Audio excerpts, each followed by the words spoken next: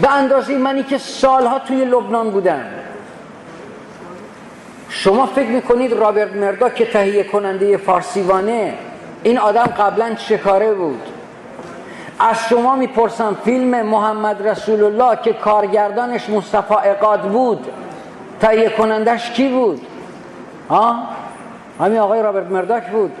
چجوری رابرت مرداک میاد 97 میلیون دلار پول میده به کمپانی دینو دولرنتیس اسرائیل که محمد رسول الله را بسازه؟ چرا 4.5 سال تو صحرای یمن آنتونی کوین، اون هنرپیشه درجه اول جهان رو میارن، آیرن پاپاس رو میارن، میلیون ها دلار پول میدن، 4.5 سال اینا رو تو صحرای لیبی نگه میدارن که محمد رسول الله را بسازن.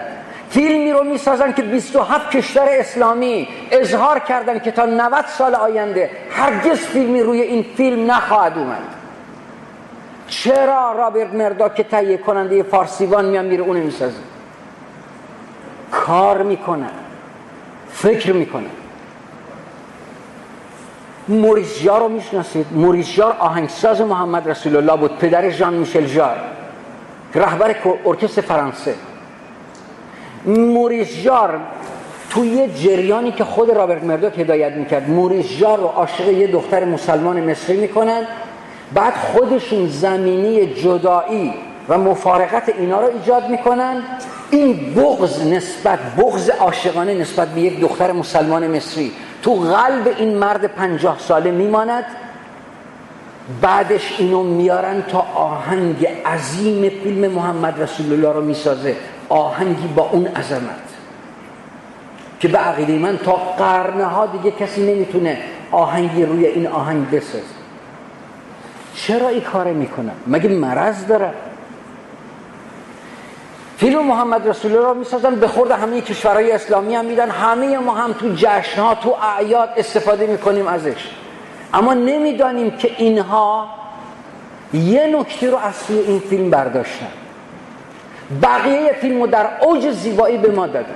اون نکته چی بود؟ اون نکته چی بود که اینها دنبالش بودن؟ اگه گفتیم چی بود؟ اون نکته میدونید چی بود؟ جنگ های پیامبر با قریش. چند درصد جنگ های پیامبر بود؟ 12%. 88% جنگ های پیامبر با کی بود؟